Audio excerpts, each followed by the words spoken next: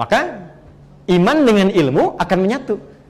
Takwa kalau sudah naik, percepatan datang. Rumusnya apa? Maka iman kuatkan dulu lewat skema ibadah, amal soleh. Amalan pertamanya apa tadi? Salat. Makanya semua orang hebat, ini rahasia penting, ada buku bagus biografi 100 ulama muslim atau cendekiawan Islam yang dulu diterbitkannya sama Mizan tahun 97. Itu kalau Anda gali, semua yang disebutkan orang-orang hebat itu rata-rata dari kecil. Bu, izin ya Bu ya, kalau nanti ada anak-anak atau di rumah teman-teman, dari usia kecil 7 sampai 10 tahun, itu latihan pertamanya sholat. Yang kedua Quran. Ibnu Sina, buka sejarahnya, biografinya, kalau beliau lupa, itu bukan buka buku, tapi masuk masjid, sholat 2 rakaat dan ingat kembali. Orang sekarang ada yang lebih hebat dari Ibnu Sina, baru takbir ingat semua, sampai yang nggak pengen diingat, ingat. Sampai kata Nabi, hatta la yas'ural musalli karakatan yusalli, sampai lupa berapa rakaat dia sedang menunaikan sholatnya. Tahu Al-Bukhari? Nama aslinya bukan Al-Bukhari, nama aslinya Muhammad. Punya bapak namanya Ismail, kakeknya Ibrahim, kakek buyutnya Al-Mughirah, yang buyutnya Al-Bardizbah, tinggal di Kecamatan Ju'fa, Kabupaten Bukhara, Provinsi Khorasan, negara Uzbekistan. Karena dari Bukhara, beliau perkenalkan, saya dari Bukhara, rumusnya tambah al di depannya, ujungnya i, maka disebut Al-Bukhari. Usia 2 tahun matanya buta, maaf ditinggal ayahnya, ayah meninggal, usia 4 tahun matanya buta. Tapi apa amalan yang didawamkan oleh ibundanya dan wasiat ayahnya kepada anaknya? 2, salat dan Quran. Anda tahu apa yang terjadi? Karena dekatnya dengan Allah, orang tua itu kalau dekat dengan Allah berkahnya ke anak. Nanti rahasianya surat Al-Kahf, di 4 kisah viral itu, salah satunya 2 anak yatim itu kan, yang dapat keberkahan karena kesolehan bapak ibunya. Wa kana abuhuma salihah. Perhatikan, anaknya dididik sholat dan Quran, ibunya konsisten, bahkan punya mihrab. Rahasia kedua, kalau Anda ingin dipercepat doa dikabulkan, rizkinya dimudahkan, maka punya mihrab di rumah. Gak harus satu ruangan, bagian kecil walaupun sehamparan sejadah. Khususkan untuk ibadah. Jangan ada yang lain di situ, ibadah saja. Dalilnya Quran surah ketiga ayat 37. Maryam punya mihrab. Perhatikan, mau apapun ibadah di situ. Baca Quran, sholat, zikir. Tapi kalau mengerjakan selain ibadah, keluar. Termasuk selfie dan bikin status. Sedang di mihrab ya, jangan ganggu. Keluar. Oke? Apa yang terjadi? Akan terjadi percepatan pemberian dari Allah. Saya cepat sekali. Ibunda Al-Bukhari masuk kemudian ke mihrabnya sering berdoa. Al-Bukhari dididik sholat dengan Quran, maka usia 4 tahun itu terjadi sesuatu yang luar biasa. Matanya tak melihat, tapi mata batinnya dibuka sehingga mudah menangkap apapun yang disebutkan. Al-Bukhari kalau dibacakan sekali dibaca, selesai langsung hafal dalam kepalanya. Hafalan ada 2 ya adik-adik? Hafalan di luar kepala dan dalam kepala. Di luar kepala belum hafal. Saya kasih rahasia tentang Qurannya. Perhatikan baik-baik. Ini yang ingin saya sampaikan. Buka kitab namanya Fathul Bari fi Syarah Sahih Al-Bukhari, 16 jilid, jilid yang pertama. Kalau sama cetakannya dengan saya, halaman 34, paling kiri sebelah bawah, paragraf ketiga. Lihat baik-baik. Perhatikan, fokus. Ketika beliau matanya divonis buta permanen, semangat belajar Qurannya tinggi, maka minta pada ibunya disekolahkan ke Kutab, awal belajar Quran. Didampingi asisten berangkat ke sana. Oleh gurunya dibacakan surat Qaf. Banyak murid belajar, yang dewasa juga ada. Begitu selesai dibacakan surat Qaf, gurunya hanya iseng bertanya, man hafidha, siapa yang sudah hafal? Al-Bukhari kecil, dalam ketidakpenglihatan matanya, beliau mengangkat tangan dan berkata, hafidtu an dhahri qalbi syekh. Saya sudah hafal dalam kepala saya. Gurunya penasaran, dipanggil ke depan, ya bunayya ta'al iqra, anakku maju baca. Dan dibacakan sempurna, bukan hanya benar tapi spesial makhraj dan sifat hurufnya seperti syekhnya. Fata'ajjaba syaikhu faqala minal an idrusul hadis. Syekhnya kagum lalu mengatakan, sejak saat ini belajarlah hadis. Senang Al-Bukhari, kecil pulang ke rumah diceritakan ke ibunya, ummi hadatsa kadza wa kadza. Bu, tadi ada kejadian begini. Uridul hadis, saya pengen belajar hadis. Kata ibunya, ya bunayya iktafi bil Quran. Nah, kamu cukupkan Quran dulu karena ada keterbatasan. Kalau sudah Quran silakan hadis. Hormat ibunya tapi juga ta'zim pada syekhnya, beliau katakan, saya akan belajar Quran Bu, tapi izinkan saya pun ingin belajar hadis. Meraba jalan ke kamarnya, kemudian ibunya melihat itu, merasakan haru, masuk ke mihrabnya. Maka ibundanya sholat dan bermohon kepada Allah. Perhatikan kalimatnya, rahasia Quran surah 17 ayat 110. Panggil sesuai harapan-harapan dan permohonan kitanya. Kebutuhannya apa? Panggil nama Allah sesuai dengan kebutuhan kita. Beliau melihat matanya tak terbuka, dokter mengatakan mustahil, medis mengatakan gak mungkin terjadi. Maka beliau menyebut nama Allah yang maha melihat untuk membuka penglihatan anaknya. Yal basir, yalladzi ala kulli syai'in qadir, a'id basirat abdi. Ya Allah yang maha menatap dengan tajam, yang maha kuasa atas segala sesuatu tanpa batasan, mohon kembalikan penglihatan anakku.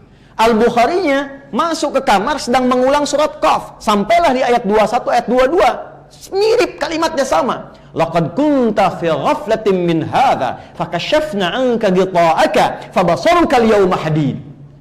Padahal ayat ini tentang hari kiamat. Tapi percikan keberkahannya diturunkan, sebagian kemuliaannya ke bumi. Dulu pandanganmu gak bisa lihat. Sekarang dengan keagunganku akan dibuka sekatmu itu. Mulai hari ini engkau akan melihat kembali dengan tajam. Begitu sampai di ayat itu, ibunya berdoa bersamaan lelah tertidur. Maka Al-Bukhari tiba-tiba bangkit, merasakan sesuatu di matanya, bisa melihat kembali.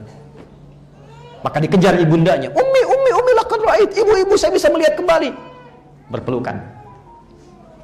Singkatnya, bisa melihat kembali, mulai belajar hadis dan menulis Sahih Al-Bukhari selama 16 tahun. Teman-teman, tahukah ketika menuliskan Al-Bukhari itu di mana? Dimulai di Mekah, Masjidil Haram, diakhiri di Masjid Nabawi di Madinah. Tapi setiap mau menulis hadis, sholat dulu 2 rakaat. Kalau tenang, baru dituliskan. Tidak tenang, ditunda dulu. Al-Bukhari menjaga Quran dan sholatnya. Saya wariskan ijazah ayat ini kepada peserta karantina dari Goa yang matanya satu divonis buta permanen. Maka tiba kemudian di saksinya nih ada manajernya. Begitu tiba-tiba diajarkan itu, sedang 10 hari induksi, dia masuk kamar mandi, dia teriak keluar. Tersenggol gayungnya jatuh, dia keluar masih pakai anduk, Allahu Akbar katanya. Tiba-tiba kenapa? Matanya bisa melihat kembali. Ini kisah nyata.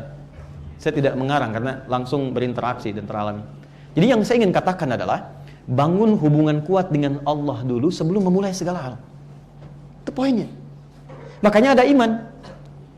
Nanti kalau sudah kita bisa padukan ini, apa yang terjadi? Pindah, saya tutup. Pindah ke Quran surah kedua ayat 282, paling kiri sebelah bawah, langsung di ujungnya. Quran surah 2 ayat 282. Perhatikan. Wattaqullah, dan tingkatkanlah takwamu kepada Allah. Ini poinnya yang disebutkan. Takwa. Wattaqullah, tingkatkan takwamu kepada Allah. Wa yu'allimukumullah. Semakin tinggi tingkat takwamu, semakin aku akan buka dan ajarkan kepadamu semua ragam pengetahuan. Jadi bedanya nanti akan begini. Kalau cuman ikhtiar, kita hanya akan mengaktifkan semua sinyal-sinyal kebaikan dan kemampuan potensi dalam diri kita. Tapi kalau kita aktifkan sinyal takwanya, Allah yang akan membuka, tinggal kita mendengarkan, mengikuti, dipercepat oleh Allah Subhanahu wa taala. Dan sifatnya kecepatan, bukan kelajuan. Karena kelajuan gak ada vektor, gak ada arahnya. Tapi kecepatan, dia punya vektor, ada arahnya, ada tujuannya. Itulah yang terjadi. Saya pernah mengikuti jalan ini, lalu melihat para ulama mengerjakan seperti itu. Ini yang saya kerjakan sejak di pesantren. Membuka ini dulu, ini yang paling tidak mudah, buka dulu. Maka sampai hari ini, saya merasakan banyak manfaatnya dari situ. Baik bentuk takwanya, hubungan dengan Allah, berbakti pada orang tua, terjadi percepatan pengetahuan. Jadi yang paling indah itu begini, mudah menangkap sesuatu. Kadang-kadang dibacakan satu kalimat belum paham, satu buku belum ngerti. Mau pulang baru paham, begitu keluar lupa lagi. Tapi yang ini tidak. Tingkat kelima itu mudah ingat, sulit lupa. Jadi kalau yang pertama cepat ingat, lambat lupa. Kedua cepat ingat, cepat lupa. Ketiga lambat ingat, lambat lupa. Yang keempat itu maaf sekali, lambat ingat, cepat lupa. Ada yang kelima, cepat ingat, sulit lupa. Jadi mau lupa susah, bukan mau ingat. Biasanya utang kan? Ini ilmu. Fokus ini. Kalau sudah mampu mengaktifkan ini, saya amanatkan 3 saja. 1 sholat, ya, 2 Quran, 3 orang tua. Saya ulang ya, birrul walidain. 1 sholat. Dan nanti banyak sekali ayat di Quran yang langsung menunjukkan hubungan sholat dengan peningkatan pengetahuan. Contoh di surat Al-Muzammil ayat ke-20 misalnya. Ketika sedang tahajud tuh faqra'u ma tayassara minal Qur'an, baca. Dan jangan lupa riset Quran itu peningkatan pengetahuan. Jatuh jaga sholat. Minimal 40 rakaat dijaga. Ya, bukan subuhnya naik jadi 4, duhur jadi 5, bukan. Ya. 20 rakaat tuh yang fardu 17 rakaat. Jelas? Tambah yang rawatib itu 12 rakaat. Subuh 2, sebelum subuh 2, sebelum zuhur 4, kemudian setelah zuhur 2, setelah maghrib 2, setelah isya 2. 12. Tahajud ambil yang standar 11. 17 tambah 12 berapa? 29. Tambah 11 40. Itu yang pokok aja dulu. Nanti setelah enak silahkan tambah. Tambah sholat mutlak misalnya, tambah duha lagi silahkan. Tapi 40 itu penting. Karena nanti ada rahasia besar. Kalau saya kesini lagi baru saya ungkap. Rahasia 40 dalam Quran dan hadis. Nanti kalau kesini lagi. Kapan-kapan lah pokoknya. Mudah-mudahan sebelum kiamat kurang 2 hari lah. Itu aja, pegang aja dulu ya, 40. Yang kedua Quran. Kalau bisa, menghafal. Kalau tidak sempat menghafal, baca. Dan sekarang ada riset baru, orang-orang yang terbiasa baca, walaupun satu halaman, satu lembar itu 2 halaman, itu pertama akan membuat mentalitasnya stabil. Karena Quran itu langsung ke jiwa, syifa itu di jiwa. Yang kedua, memberikan keberkahan pada aktivitas, lebih tenang. Dan rumusannya kan di mahfudzat, jiwa yang tenang melahirkan aktivitas yang cemerlang. Ya, jadi jiwanya lebih tenang, pikirannya lebih terbuka sehingga mudah mengakses sesuatu. Usahakan tiap hari, kalau nggak bisa menghafal, baca Quran jangan tinggal. Tiap hari. Kalau perempuan sedang haid, jadi bisa mendengar. Nggak perlu baca, kan ada murattal dan sebagainya. Ya, itu bisa merubah keadaan diri, mental lebih stabil. Sehingga kayak anxious dan macam-macam insecure dan seterusnya itu bisa terobati dengan sendirinya. Yang ketiga, birrul walidain. Nah, saya nggak bisa cerita yang ketiga ini tentang pengalaman pribadi, karena kalau cerita selesai dan malam nggak bisa isi pengajian. Tuh.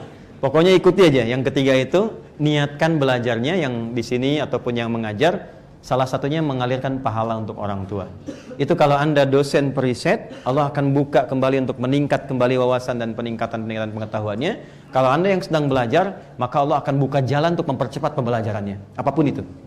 Nah, yang terakhir, tempatkan Quran sebagai panduan hidup. Bukan cuma kita bacaan. Ini level tertingginya. Kalau bisa melakukan ini, maka Anda akan melewati batas kepintaran manusia kini. Yang sekarang yang pintar cuma 2 atau 3 bidang paling maksimal. Zaman era setelah Nabi itu minimal 5 bidang. Sekarang orang paling 2 atau 3 bidang. Ya, Stephen Hawking dikit ya. Steve Hawking paling cuma berapa gitu ya. Kemarin itu yang meninggal yang terakhir, ya, yang apa namanya? Dia komplain tentang Tuhan, ini diwafatkan Tuhan juga gitu kan. Fisikawan asal Inggris itu. Sekarang paling cuma 2-3 bidang. Ya paling fisika matematika, yang lainnya nggak pakar di bidangnya. Dulu orang, matematika, fisika, kimia, saat yang bersamaan tafsir, hadis, fikih, paham semua. Imam Syafi'i itu jangan salah. Imam Syafi'i itu, Muhammad bin Idris Asy-Syafi'i, paham Quran, paham hadis, ahli bahasa, ahli mantik, ahli matematika, dokter, kedokteran itu paham Imam Syafi'i. Mungkin ada 7-10 bidang beliau kuasai itu. Walaupun dominan di fikih. Genius. Asal mampu mau optimalkan ini. Nah, yang terakhir, tolong banyak riset di Quran. Kalau bisa dengan hadis. Nah, ini yang mau saya turunkan sedikit saja dengan cepat. Masih ada waktu nggak? Sedikit aja, ya. Baik. Bismillah. Quran ada berapa surat? Surat bahasa ya? 114. Oke, berapa juz? 30 juz. Baik. Formulasi ini biasanya kekinian seringkali ditempatkan dengan nama kitab suci saja yang dibaca. Bukan sebagai kitab yang dipahami. Padahal perintah Allah setelah kitabnya turun, dibaca, berubah dari Iqra menjadi Utslu. Coba lihat, Nabi pertama dapat Iqra, Bismi Rabbikal ladzi khalaq. Tadi Bismi Rabbikal ladzi khalaqnya sudah Pak Rektor sampaikan. Perhatikan, setelah ayatnya muncul, terkumpul, panduannya ada, berubah perintahnya menjadi Utslu. Utslu ma uhya ilaika minal kitab wa aqimis shalah. Sebelum salat, kamu baca dulu, terjemahannya baca. Tapi utslu itu punya 3 arti dari tilawah. Baca, pahami, amalkan yang dipahami itu. Jadi interaksi kita dengan Quran, interaksinya bukan bacaan biasa. Interaksinya adalah bacaan yang disertai dengan pemahaman, riset. Masih ingat gak? Kalau ada yang baca Quran kan qori kan? Supaya orang mengerti, paham isinya, minimal tahu maknanya, di sampingnya ada penerjemah kan? Siapa namanya? Sari tilawah kan? Ya kan? Sari tilawah itu dari kata tilawah. Cuma mungkin di Riau dulu yang menerjemahkan pertama Bu Sari. Makanya dikenal Sari Tilawah. Ya, coba Pak Iman, mungkin Iman Tilawah gitu kan? Jadi Sari nggak ada sebetulnya, tilawah saja, ya. Tilawah. Nah, tilawah itu baca, paham, amalkan. Saya cepat. Quran saat diturunkan itu sifatnya disebut oleh Allah itu kurikulum hidup, namanya hudan. Hudan itu kurikulum hidup. Tuh. Syahrul Ramadan alladzi unzila fihil Quran hudan lin nas, Quran surah 2 ayat 185. Nah, ini isinya Al-Fatihah sampai dengan An-Nas, itu kurikulum hidup kita ada di situ. Jadi Anda, saya, kita mau jadi apapun, itu konsep dasar bimbingannya ada di sini. Ini yang akan mengangkat derajat kita. Ini yang akan menaikkan iman dan ilmu sekaligus. Yarfa'illahu alladhina amanu minkum walladhina utul ilma derajat. Ilmu yang dibuka lewat skema iman, konsepnya di mana di sini? Saya baca cepat ya, cuman nggak usah ditulis, cepat aja. Dari belum lahir sampai meninggal, semua ada di sini. Sebelum kita dilahirkan, masih dalam kandungan ibunda kita, maka ayat tentang kandungan Quran surah ke-22 ayat yang kelima, prosesnya Quran surah ke-23 ayat 11 sampai dengan 13. Kemudian dalam proses kandungan itu sampai melahirkan, doanya Quran surah ke-7 ayat 189. Ketika kelahirannya, prosesnya merasakan bagaimana seorang ibu yang sedang mengandung, Quran sampai melahirkan, Quran surah ke-31 ayat 14 atau Quran surah ke-46 ayat ke-15. Dia terlahir, apa yang harus diberikan oleh ibu pertama kali, berapa lama durasi ASI diberikan, apa yang harus dilakukan oleh ayah ketika terlahir, Quran surah ke-2 ayat 233. Kemudian ketika mulai terlahir, dari usia 2 tahun setelah diberikan ASI 2 tahun itu, ke pendidikan awalnya sampai dia balik, apa yang diberikan? Quran surah ke-31 ayat ke-13 sampai dengan ayat 19. Ketika dia mulai balik, apa yang diberikan? Pertama kali pendidikannya supaya dia mendekatkan diri dengan Allah Subhanahu wa taala. Maka muncul Quran surah ke-58 ayat yang ke-11. Cara belajarnya Quran surah ke-9 ayat 122 yang tadi dibacakan. Dia mulai dewasa, dia mulai merantau, mengenal orang, apa yang harus dioptimalkan? Quran surah ke-49 ayat ke-13. Dia mulai kenal dengan pasangannya. Hei, jangan lama-lama, ya, cepat lakukan. Kalau Anda memang minat, lakukan, berikan lamarannya. Quran surah ke-4 ayat yang ke-4 terjadi pernikahan, Quran surah ke-30 ayat ke-21. Tapi sebelum menikah, kamu belajar dulu peran suami apa, peran istri apa, supaya nggak belajar di pertengahan jalan. Turun Quran surah ke-4 ayat 34. Jika terjadi perselisihan, hal-hal yang kemudian miskomunikasi, selesaikan. Kalau perlu cari bagian keluarga untuk menyelesaikannya. Quran surah ke-4 ayat 34 sampai 35. Nanti dibagi peran suami ketika mulai dia berjalan akan mulai mencari nafkah. Skemanya bagaimana? Yang standar Quran surah kedua ayat 168. Yang cepat pakai iman Quran surah kedua ayat 172. Yang lebih cepat lagi sebelum berangkat sudah disiapkan Quran surah ke-7 ayat ke-96. Kadang-kadang Anda yang dalam bekerja, beraktivitas, punya penemuan, tidak mudah, akan menghadapi berbagai tantangan. Rincikan tantangannya Quran surah kedua ayat 214. Solusinya Quran surah ke-3 ayat 142. Rinciannya Quran surah kedua ayat 155 sampai 157. Nah, tantangan itu kadang ada yang ingin menyingkirkan Anda, menyungkurkan Anda di karir, di kedudukan, di bisnis, maka Allah turunkan amalan untuk menjaga Anda. Quran surah ke-17 ayat 79 sampai dengan ayat ke-81. Di titik ini, jangan anggap yang di rumah seorang ibu biasa saja. Perjuangannya kadang-kadang tidak mudah. Merawat anak, kadang dia berkata, apa yang harus dilakukan? Turun Quran surah ke-17, ayat 23 sampai dengan ayat 27. Anda berkembang luas, sampai karirnya bagus, usia 40 tahun sudah dapat sesuatu, apa yang harus dilakukan? Syukuri nikmatnya, bagi dengan orang tua. Turunlah Quran surah ke-46, ayat ke-15. Dari situ kemudian apa yang harus Anda kerjakan? Lihat saudara-saudara Anda. Mungkin Anda matang, tapi Anda punya kakak, punya ibu, punya paman, anak, adik, butuh perhatian. Maka keluarkan skema infak, Quran surah kedua ayat 215. Anda naik lagi hartanya, sampai cukup nisabnya untuk berbagi di luar keluarga Anda sehingga keluar zakat, maka keluarlah Quran surah ke-9 ayat ke-103. Kemudian dikeluarkan ke 8 golongan Quran surah ke-9 atau ayat ke berapa? Ayat ke-60. Kemudian dari situ Anda berkembang kembali, semakin tua, semakin sepuh, semakin lupa, bahkan muncul masa pikunnya Quran surah ke-22 di ayat yang kelima. Dari situ jangan dikira Anda akan abadi selamanya, tidak. Boleh jadi Anda akan mendekati sifat-sifat dekat kematian, belajar tentang kematian. Turunlah Quran surah ke-3 ayat 185. Kalau Anda ingin nyaman wafat, persiapkan diri menuju husnul khatimah. Quran surah ke-89 ayat 27 sampai dengan ayat ke-30.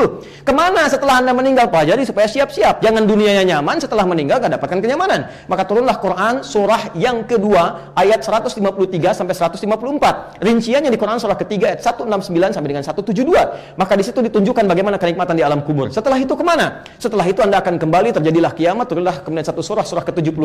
Setelah itu Anda akan dihisab, Anda akan menentukan mana yang ke surga, mana yang ke neraka. Dari mana surga? Pelajari sebelum masuk ke situ. Surga yang mana? Persiapkan. Wal tanzur nafsum ma qaddamat lighad, sampai ke akhirat, sampai masuk surga. Quran surah ke-59 ayat ke-18. Surganya yang mana? Mau yang biasa-biasa? Quran surah ke-2 ayat 25. Mau yang surga Firdaus, Quran surah ke-23 ayat 1 sampai dengan ayat 9. Mau surganya surga Aden sebagai ahli Quran memuliakan orang tua, Quran surah ke-13 ayat ke-berapa? 23 sampai 24. Rinciannya Quran surah 35 ayat 32 sampai dengan 33. Lalu kemudian Anda ingin surganya bersama Nabi, orang-orang soleh, orang jujur, sahabat yang pernah bertugas di bumi, Quran surah ke-4 An-Nisa ayat ke-69.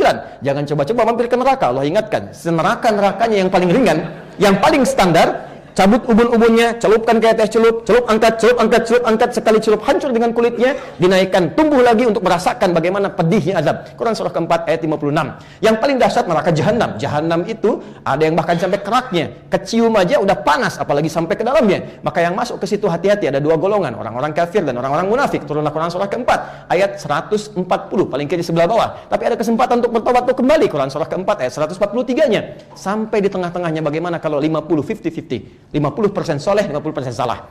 Tempatkan di tengah-tengah, bukit yang tinggi. Kelihatan surga, pengen cepat ke surga, nggak mau dengar berisik di neraka. Susah dia berpaling, sehingga dia berharap rahmat Allah. Tempat tinggi yang bisa melihat semua disebut dengan A'raf. Maka turunlah surah ke-7 surah Al-A'raf ayat 45 sampai 47. Mana yang nggak ada di Quran?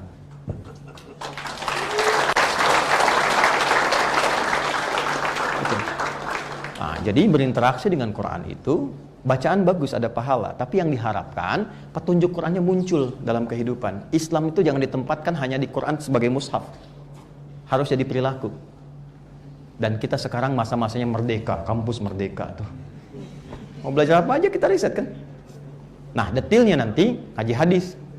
Sekarang kita sudah beruntung, Qurannya ada sama dari zaman Abu Jahal, Abu Lahab dan Abu-Abu yang lain sampai dengan sekarang. Plus dengan hadisnya. Ya, hadisnya juga lengkap dan sudah dibukukan. Jadi Anda nggak ada alasan nggak bisa ngeles. Coba lihat hadisnya. Pernah dengar Imam Al-Bukhari yang paling populer, nama kitabnya apa? Saya tutup.